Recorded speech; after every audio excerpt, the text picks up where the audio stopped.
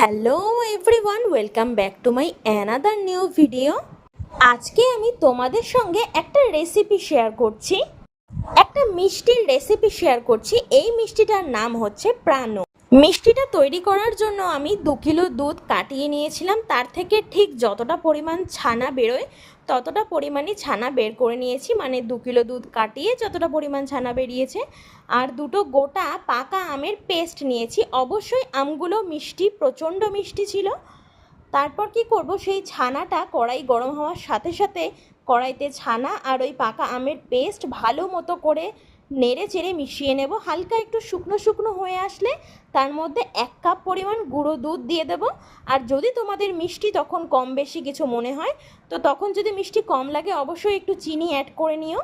তারপর দেখব যখন কড়াই থেকে হালকা শুকনো শুকনোভাবে ছেড়ে আসছে, মিষ্টিটা অনেকটা মাখো মাখো হয়েছে, তখন এই নাবিয়ে ঠান্ডা করে নেব।